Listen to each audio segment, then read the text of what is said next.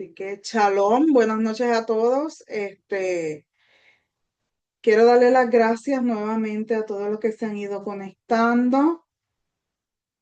Para mí es un placer, ¿verdad? Que sigan el ministerio, apoyen el ministerio y continuemos, ¿verdad? Con estas enseñanzas que les estoy trayendo, que son en base a la parashá, pero con un trasfondo, ¿verdad? O una aplicación, por así decirlo, en cuanto a nuestra sanidad emocional y en cuanto a nuestras emociones.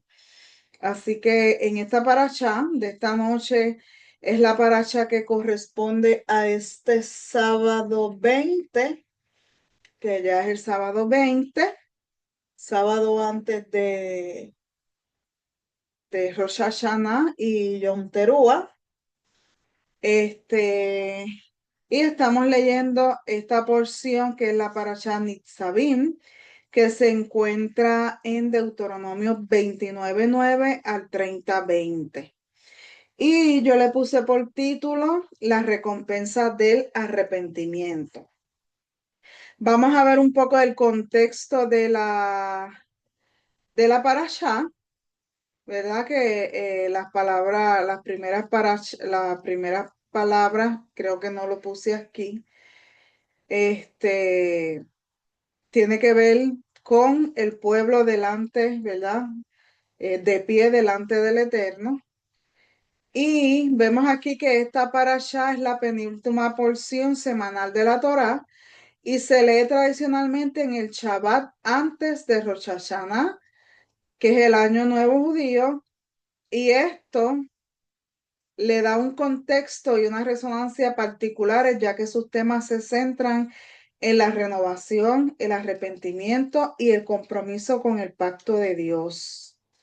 El discurso, esta parasha también podemos ver el discurso final de Moisés, que forma parte del tercer y último discurso al pueblo de Israel reunido en las llanuras de Moab, justo antes de entrar a la tierra prometida. Moisés no podría entrar con ellos, ¿verdad? Sabemos que Moisés por desobediente no pudo entrar a la tierra con ellos, pero sus palabras tienen la urgencia y el peso de una despedida.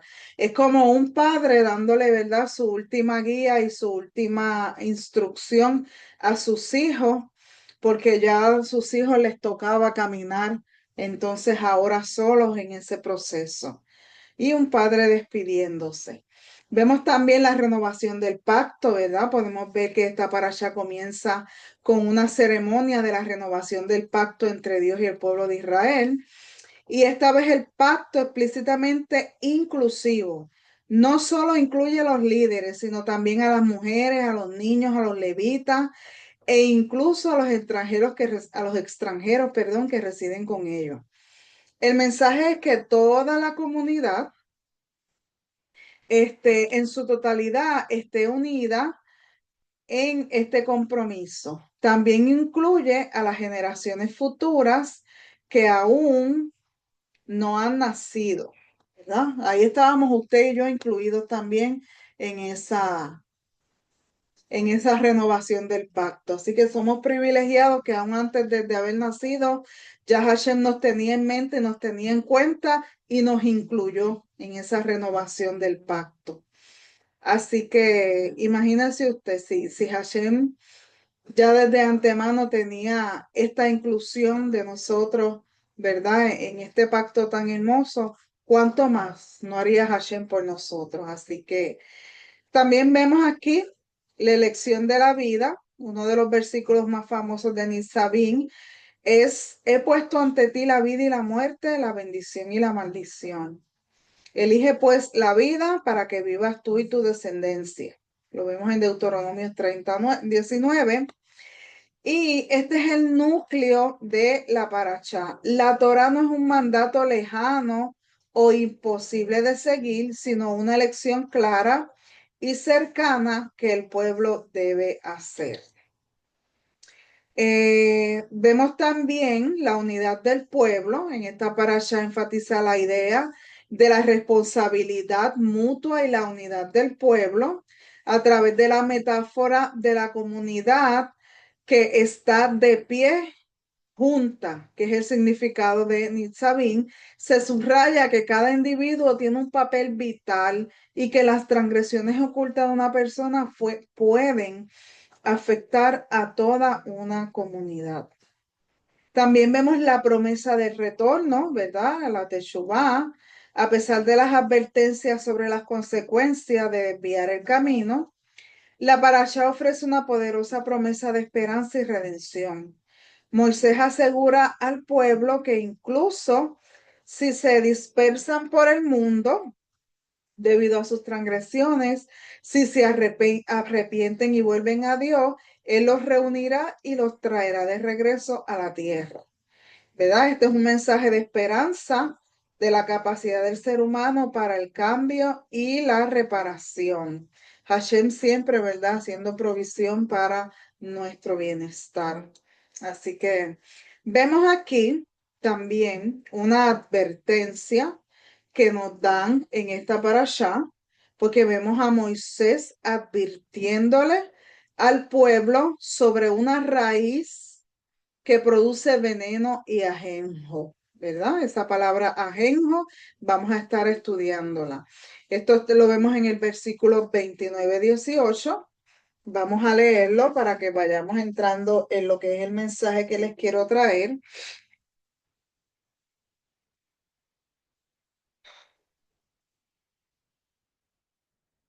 En Deuteronomio 29-18 leemos, ¿verdad? Que dice, no sea que haya entre vosotros varón o mujer o familia o tribu cuyo corazón se aparte hoy de Hashem nuestro Dios para ir a servir a los dioses de esas naciones, no sea que haya en medio de vosotros raíz que produzca hiel y ajenjo. ¿Verdad? Que estamos viendo que Moisés está hablando en esta parte sobre la idolatría, las abominaciones, porque si leemos el versículo 17 para entrar un poquito de más contexto, dice el versículo 17, y habéis visto sus abominaciones y sus ídolos de madera y piedra, de plata, de oro, que tienen consigo, ¿verdad? Y Moisés le está hablando de todas las cosas que ellos vieron en Egipto en base a toda esta idolatría, y aquí Moisés les está advirtiendo que tengan cuidado sobre esa raíz que puede producir, que la idolatría, ¿verdad? Puede producir también esa raíz que produce veneno y ajenjo. Entonces vamos a examinar lo que son estas palabras para ir entendiendo, ¿verdad? El mensaje que les quiero traer. Eh, Vemos aquí que la palabra en hebreo para hiel es rosh. Sí, es la misma palabra que se define como cabeza. Pero también esta palabra rosh también significa veneno, significa planta venenosa o jugo amargo. No es una planta específica como el ajenjo, sino es un término general para algo tóxico o mortal. A veces se traduce como veneno o amargura extrema. Se asocia a la maldad interior y sus efectos destructivos. Es un trago amargo, indica una experiencia amarga y difícil en la vida. A Yeshua se le dio esta bebida cuando estaba crucificado para ayudarle a soportar el dolor, pero él la rechazó para experimentar, ¿verdad?, la completa amargura de la situación. Eso lo podemos ver en Mateo 27-34.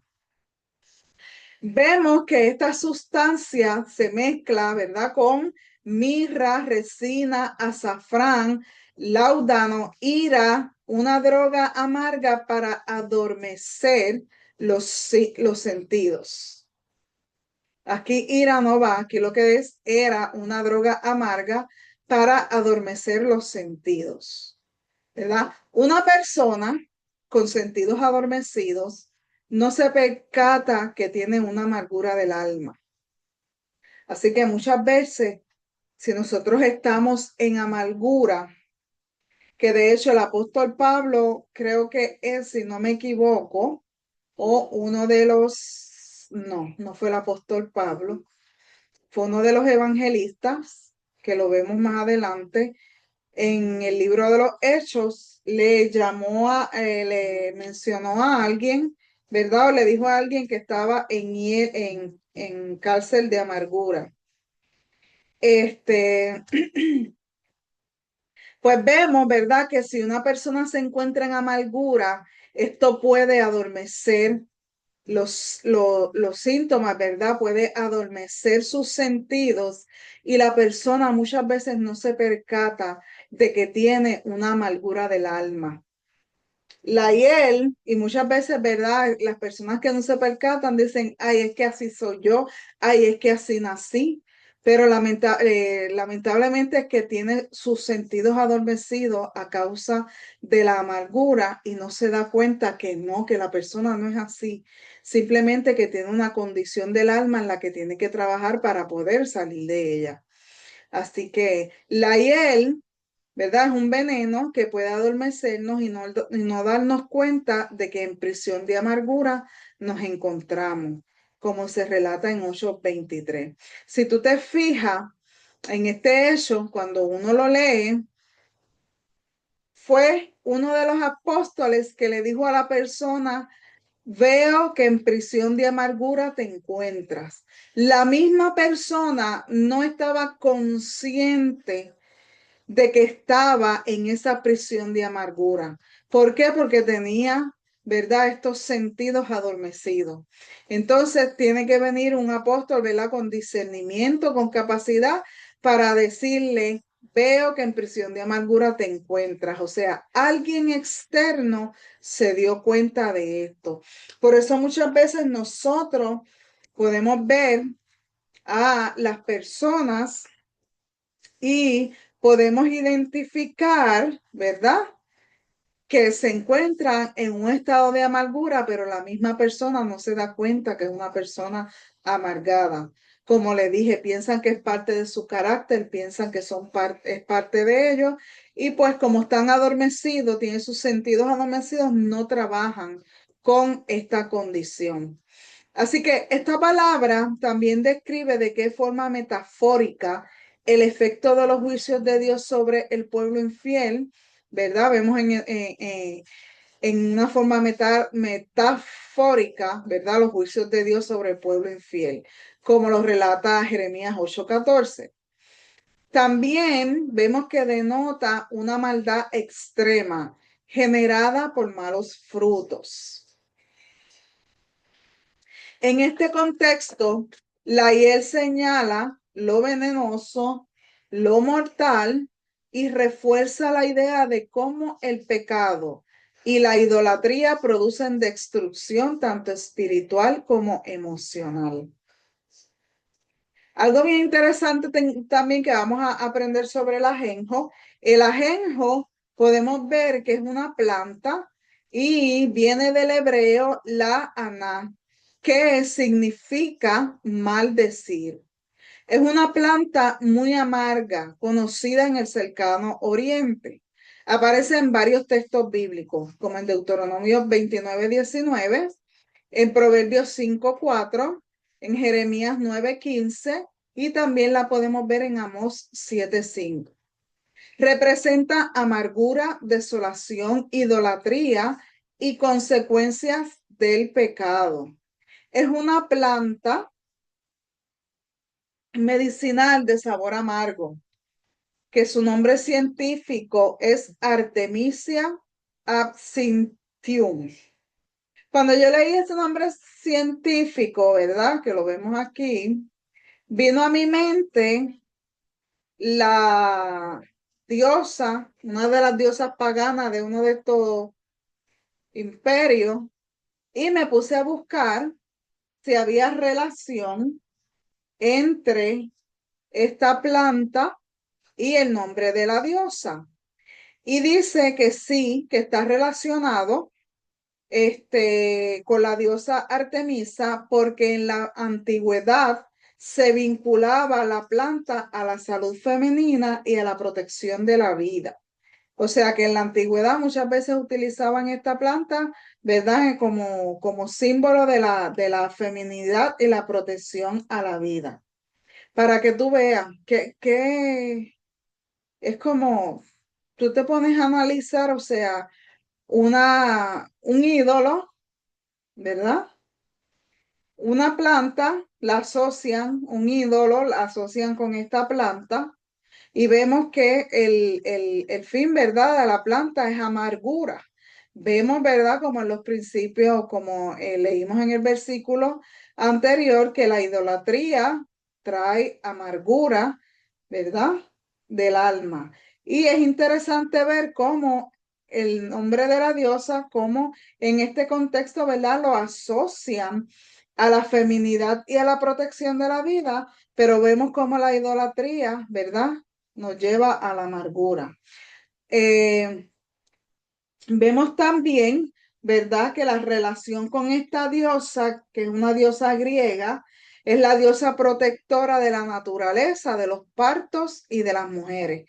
Se pensaba que estas plantas tenían propiedades medicinales útiles para las mujeres, como regular la menstruación o aliviar el dolor. Otra tradición lo relaciona con la reina Artemisia II de Caria en el siglo IV antes de Cristo, que era famosa por su sabiduría y conocimiento en medicinas con hierbas. Para que aquí vean, ¿verdad? La asociación que hice cuando vi ese nombre con esto y la información que nos brinda. Esta planta es nativa de las regiones templadas de Europa, Asia y el norte de África. Era conocida en la antigüedad por los egipcios, hebreos y griegos. Las flores no crecen solas, sino reunidas en pequeños racimos redondos. A mí me llamó mucho la atención estos racimos, ¿verdad?, que vemos aquí de la planta. Porque cuando muchas veces tú ves imágenes de las células cancerosas de algún tipo de cáncer, tú puedes ver que tienen más o menos una forma así. Entonces, muchas veces nosotros podemos asociar como la amargura se va acumulando y se va uniendo y uniendo y uniendo y uniendo y se va haciendo como estos pequeños matojos en nuestra alma, ¿verdad? Entonces yo pude identificar, ¿verdad? O pude asociar, por así decirlo, la amargura con esta manta y me pareció con esa planta y con lo de las células cancerosas y me pareció que había conexión en estas cosas. Así que, como les dije, eso captó mi atención porque ellas crecen, ¿verdad?, en estos pequeñitos racimos. Y es interesante porque muchas veces la amargura y el odio y el rencor van creciendo poco a poco y se van uniendo y van creando, ¿verdad?, este tipo de racimo o este tipo de ramillete, como diríamos en Puerto Rico, y se van creando así este tipo de ramilletes en nuestra alma y comenzar a soltar estos ramilletes, pues es un proceso bastante largo y debe de ser perseverante para nosotros poder ir siendo libres de todo el odio, el resentimiento, la amargura. Así que eso pues me pareció interesante y pude hacer esa asociación. Como les dije, las flores no crecen solas, sino reunidas en pequeños racimos redondos. Es muy aromática, con un intenso sabor amargo y muy desagradable. Debido a esto, se consideró desde antiguo como símbolo de dolor y amargura. De ahí que aparezca en la Biblia precisamente en relación con las consecuencias amargas que produce el desobedecer los mandamientos y darle la espalda a Hashem. Amargura en hebreo es la palabra merer y en griego es la palabra picria, que lo vemos en Hebreos 12:15. Amargo siempre ha sido símbolo de aflicción y miseria, condición interior de algunos seres humanos, como lo dice en en Hechos 8:23. Voy a leerlo para que puedan ver la asociación que tiene con eso. Hechos 8:23 dice, porque en hiel de amargura y en prisión de maldad veo que estás. Ve, esto fue cuando, eh, voy a leer desde el 22 para que puedan entiendan. Arrepiéntete pues de esta tu maldad y ruega a Dios. Esto fue cuando Pedro, ¿verdad? Se encontró creo que fue con un mago, si no me equivoco. Déjame leer más adelante.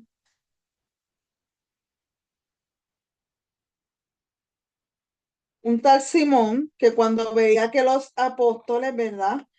Ponían las manos sobre las personas, recibían el Espíritu Santo y él les ofreció dinero porque quería hacer lo mismo. Entonces Pedro le dijo, tu dinero perezca contigo porque has pensado que el don de Dios se obtiene con dinero.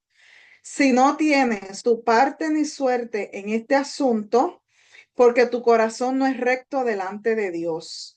Arrepiéntete pues de esta tu maldad y ruega a Dios que quizás te sea perdonado el pensamiento de tu corazón, porque en hiel de amargura y en prisión de maldad veo que estás. Si tú te fijas, esta persona tenía los sentidos adormecidos, como hablamos anteriormente, y no se había dado cuenta de que la amargura que había en todo su corazón, él no se había dado cuenta que era una persona así. Y viene el apóstol Pedro y le dice la condición de su corazón.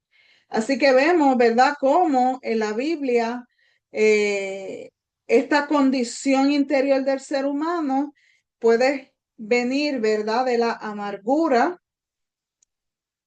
y lo podemos conectar, ¿verdad? Podemos hacer una conexión de esta parasha de lo que estoy hablando, lo podemos conectar con la salud emocional, porque este concepto que les presenté tiene una aplicación directa en nuestra salud emocional hoy.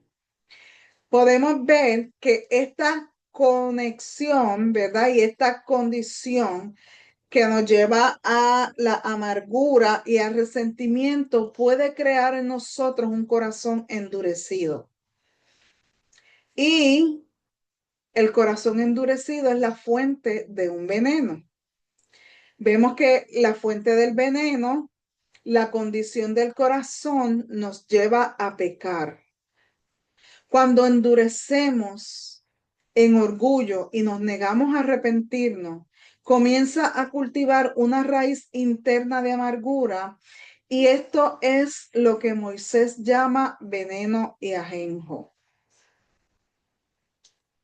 Vemos también la toxicidad para nuestra alma, porque esta amargura destruye la paz interior. Es una carga pesada que roba la paz. Afecta a nuestras relaciones. El veneno no solo se queda dentro de nosotros como raíz, sino que se extiende también y envenena a los que nos rodean con falta de perdón, desconfianza, contiendas, entre otros. Entonces vemos que estas, ¿verdad? Raíces de amargura nos hace daño a nosotros, pero ellas crean esas raíces que entonces llegan a otras personas a nuestro alrededor, en nuestro círculo de trabajo, en nuestro círculo familiar. ¿Por qué? Porque trae contiendas, trae problemas. Yo no sé si ustedes, vamos a hablar ahora de la conducta de una persona amarga, pero sí, yo no sé si usted ha tenido que trabajar o ha tenido alguien en su familia que tiene esta condición de amargura. Es bastante difícil trabajar con este tipo de personas. Entonces eso crea incomodidad en las relaciones y crea muchas cosas. No es muy saludable. Así que también esta toxicidad nos aleja de la vida. Elegir amargura es elegir la muerte de una forma emocional. Así que vamos entonces a hablar sobre una persona, ¿verdad? Que tiene una conducta de amargura. Podemos ver, quise traer esto para que podamos identificar, tanto si podemos mirar hacia adentro nosotros mismos, también a las personas que nos rodean y que nosotros amamos y queremos verlos bien. Pero antes de mirar a su alrededor, primero mírese usted adentro. Si hay algo de esto en su interior, para que usted pueda comenzar a trabajarlo y salir, ¿verdad?, de estas raíces de amargura. Primeramente, la conducta, podemos ver de una persona amarga, podemos ver una conducta emocional.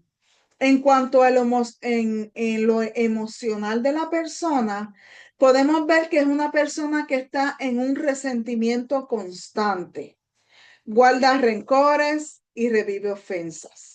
Es una persona que está todo el tiempo reviviendo lo que otros le hizo. No es que a mí me hicieron esto, no, pero es que a mí me hicieron esto, a mí me pasó esto. Entonces vemos todo el tiempo viviendo la vida con ese resentimiento. También la vemos que tiene dificultad para perdonar. Una persona que tiene dificultad para perdonar está en una prisión de amargura. Recuerden que el perdonar no es, por así decirlo, un sentimiento. Yo siento que debo perdonar. El perdonar es una decisión.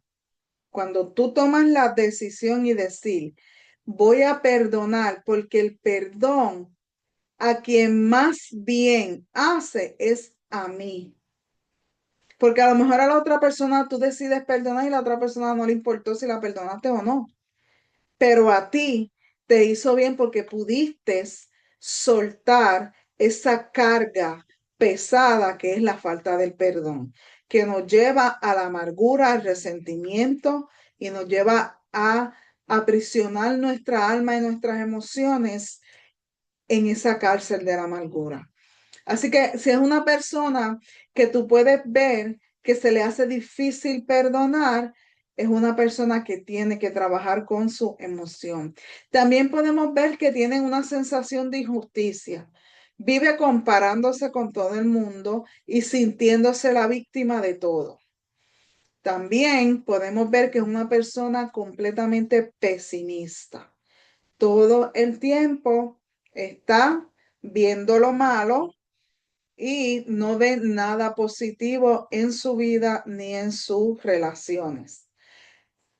En cuanto a su forma relacional, una persona amargada en cuanto a sus relaciones, podemos ver que es una persona que vive con palabras hirientes, se pasa hablando y lo que habla hiere a las demás personas. Se pasa hablando con ironía, es una persona sumamente irónica y con sarcasmo.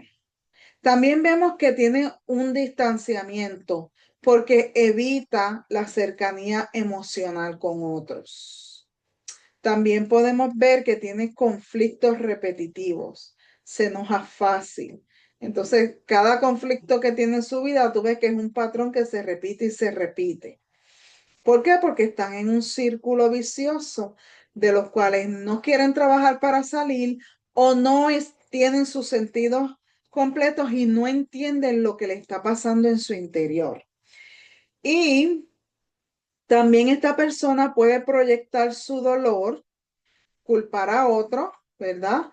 De su estado interior. En cuanto a lo espiritual, una persona amarga o con amargura tiene un corazón endurecido. Se le hace sumamente difícil abrirse a Dios y a la sanidad interior. Y esto es bien importante porque esto se ve, yo lo veo muchísimo. y tiene una religiosidad sin vida, porque aparentan devoción, pero no tienen gozo ni paz. Y mira que esto sí yo lo he visto muchísimo. Resistencia al arrepentimiento. Cree que el problema está afuera y no adentro. Entonces vemos que cuando una persona se resiste a arrepentirse, es porque está enfocada en que todo lo externo es lo que a mí me hace daño y no hay nada malo en mi interior. Y una persona así, que no tiene esa convicción, no puede arrepentirse. Entonces, vemos las consecuencias visibles de este tipo de personas que viven que es una persona que vive en amargura. Podemos ver que es una persona que siempre está en aislamiento. Cuando habla, su voz y su rostro reflejan, ¿verdad? Esa amargura. Siempre tienen como el ceño fruncido. Hay muchas personas que siempre tienen el ceño fruncido. Y tú ves que cuando hablan, ¿verdad? Lo que hablan, tú puedes percibir que está hablando desde la amargura. También siempre están con un cansancio interior y lamentablemente son una influencia negativa porque es un tipo de persona que drena a las demás personas. Así que, conociendo todo esto, podemos ir entonces a la parte para entender lo que es un exilio interior, porque esta paracha también nos habla de un exilio. Lo vemos en Deuteronomio 29 y 31, que habla sobre ese exilio. Cuando esas raíces de amargura no se arrancan, la persona se aleja de la vida en plenitud y hasta se exilia a sí mismo. Nosotros podemos ver que esa persona está completamente dividida. No sabe ni para dónde va, no sabe ni qué quiere, no sabe ni qué hacer, no sabe, o sea, está tan dividida internamente que eso se le conoce como ese exilio interior. Así que en el contexto del exilio en Nisaim, en Deuteronomio 29, 18 al 20, Moisés advierte que si alguien guarda una raíz de veneno y amargura dentro de sí, pensando que tendrá paz, aunque ande en la dureza del corazón, eso trae maldición. Vemos que el castigo, ¿verdad? Descrito es el arranque de la tierra y el destierro entre las naciones. Vamos a leer esos versículos para que podamos entender esto que estamos hablando. En el 29, 18 al 20.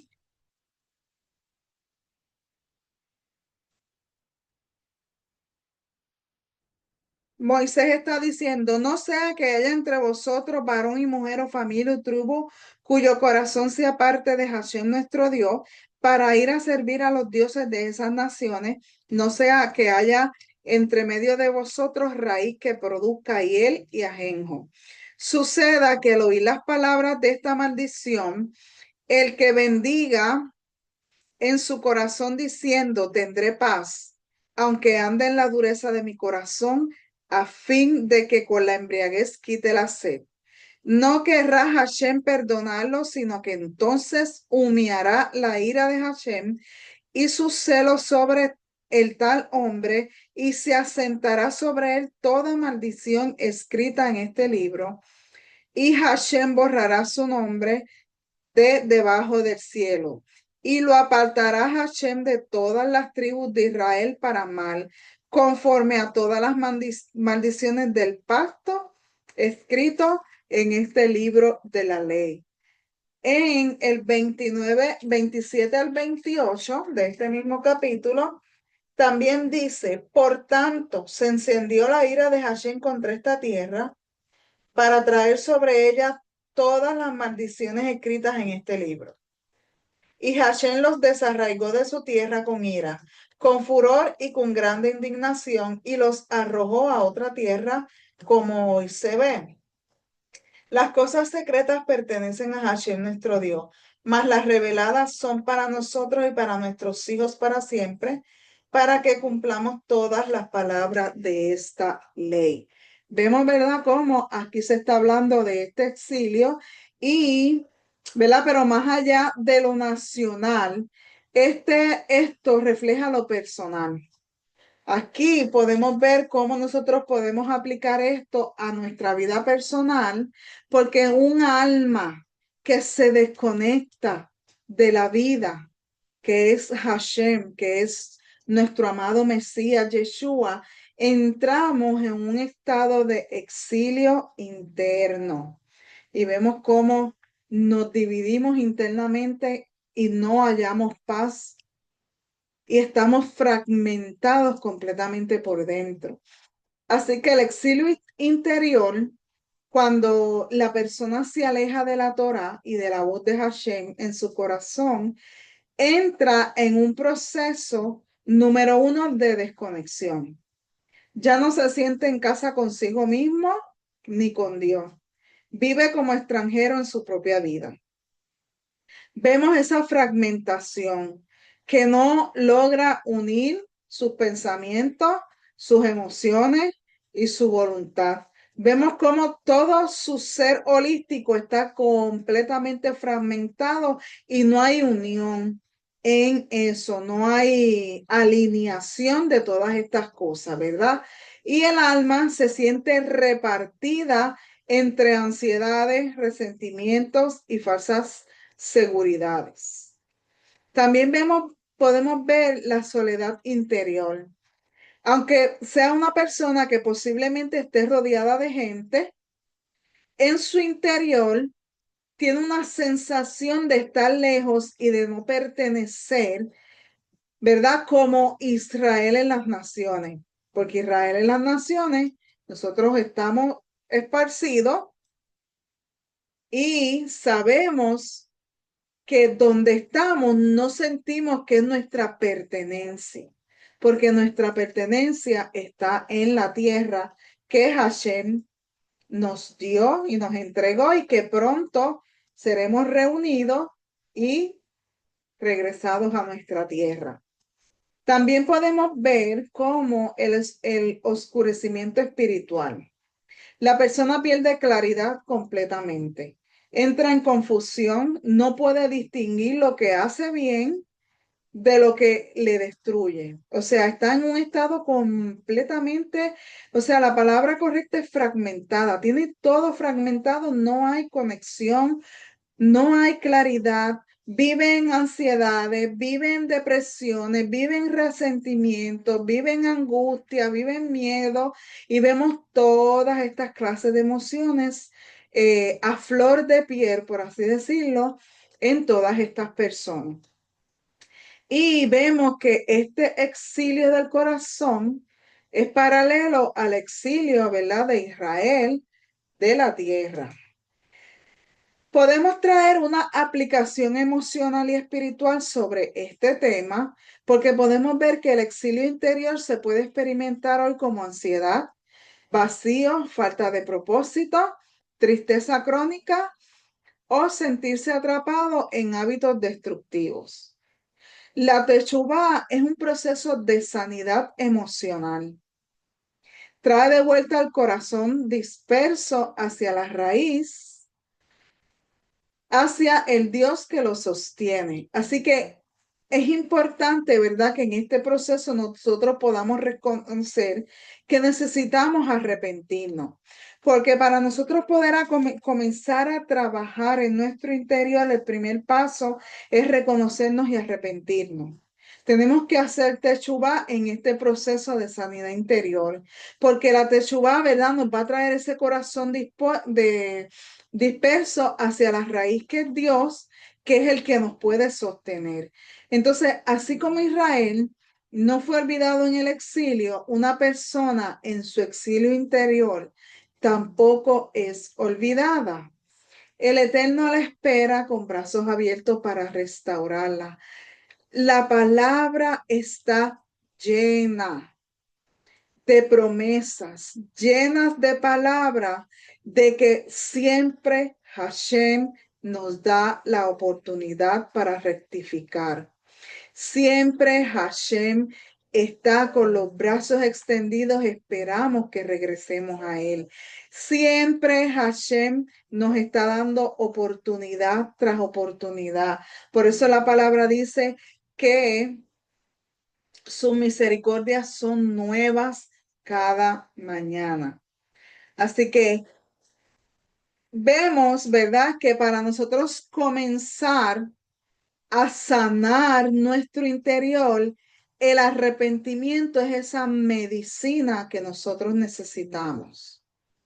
En Deuteronomio 32 al 3 dice, y te convertirás, y te convirtieres a Hashem tu Dios, y obedecieres a su voz conforme a todo lo que yo te mando hoy, tú y tus hijos con todo tu corazón y con toda tu alma, entonces Hashem hará volver a tus cautivos y tendrá misericordia de ti y volverá a recogerte de entre todos los pueblos a donde te hubiera esparcido Hashem tu Dios. Nosotros podemos ver que Hashem ahí nuevamente hace provisión para traernos del exilio. O sea, ese exilio interior que hay en nosotros, que estamos completamente fragmentados. Cuando nosotros venimos en Teshuvah ante Hashem, Él da la promesa de que Él nos va a recoger y nos va a completar nuevamente. Así que esta fue la palabra que leí. Aquí vemos cómo se nos presenta la Teshuvah no como un simple acto moral, sino como esa medicina divina que nosotros necesitamos para sanar el alma y restaurar nuestra vida. Esa es una de las funciones de la Teshuvah, sanarnos internamente y traernos nuevamente al Padre para disfrutar de todos los beneficios que Él nos ofrece. Así que la Teshuvah como regreso a la raíz. La palabra Teshuvah viene de Shuv, ¿verdad? Que significa volver y regresar. No es solo arrepentirse de algo malo, sino de regresar a la fuente, al Dios que dio la vida, al propósito original, al centro del corazón. Así como un árbol enfermo necesita volver a nutrirse de su raíz, el alma en exilio interior necesita volver a conectarse con su creador. Así que nosotros, si estamos fragmentados, necesitamos esa medicina que trae la Teshuvah para volver a conectarnos con nuestro creador. Número 2, podemos ver el arrepentimiento como medicina. La Torá describe el arrepentimiento con un lenguaje de sanidad y restauración. Purificación interna, ¿verdad? La Teshuvah limpia la raíz venenosa. Lo vemos en Deuteronomio 20:19, que es los versículos que hemos estado leyendo, porque arranca lo que produce amargura y el exilio interior. También vemos que el arrepentimiento trae una circuncisión del corazón. Lo vemos en Deuteronomio 36, ¿verdad? Que quita lo que estorba para amar plenamente. Es como una cirugía espiritual que abre paso a la vida. Eso hace la Teshuvah en nuestro interior. Si usted no había visto la Teshuvah desde este contexto, en estos días que estamos, ¿verdad?, en arrepentimiento, mira qué hermosa es la manera, porque mientras yo estudiaba para esto, yo decía, wow, qué hermosa es la manera en que Hashem me está presentando la Teshuvah a través de ¿verdad? De esta paracha, porque siempre hemos aprendido que la Teshuvah es regresar a Dios, pero entonces siempre lo hemos asociado con la Torá, con sus mandamientos, ¿verdad? Con la obediencia, con el Shabbat, con las fiestas, con todas estas cosas que Hashem nos ordena, pero nunca yo lo había conectado con lo interno de que este tipo de arrepentimiento, ¿verdad? arranca. Entonces Hashem hace esa cirugía en nuestro interior para abrirle paso a la vida de Él en nuestro interior.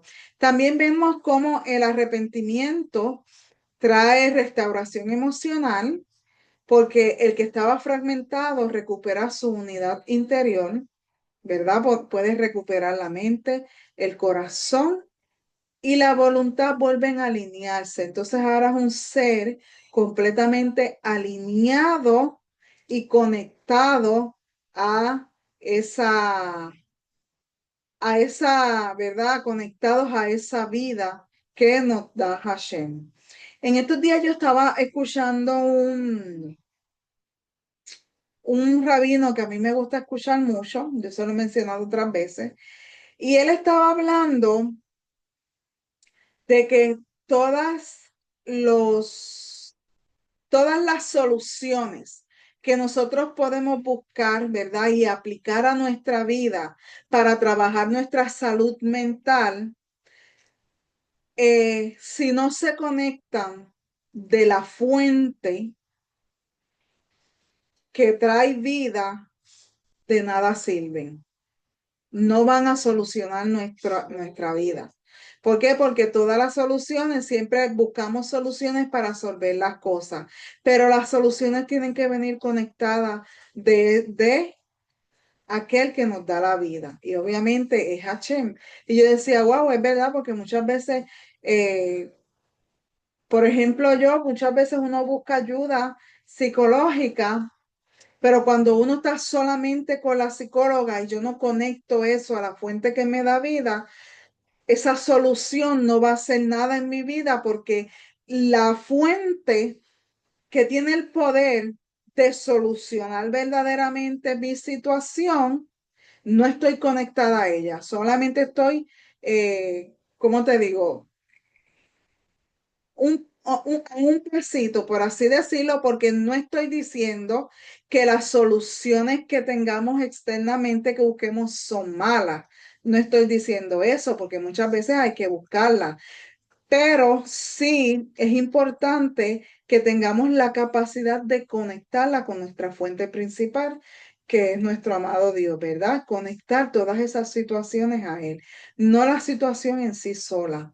Así que para ir continuando con esto, también el arrepentimiento trae sanidad relacional, porque la Teshuvá no solo restaura nuestra relación con Dios, sino que también con los demás la restaura, porque rompe los patrones de orgullo, de ira e indiferencia. Así que el arrepentimiento actúa como una medicina que cura la raíz y no solo los síntomas, porque muchas veces esas soluciones externas que nosotros buscamos, si no se conectan a la vida, solamente nos va a trabajar los síntomas, pero no va a curar la raíz. Para que la raíz sea curada, ¿verdad? Tenemos que todas esas soluciones conectarlas al Padre.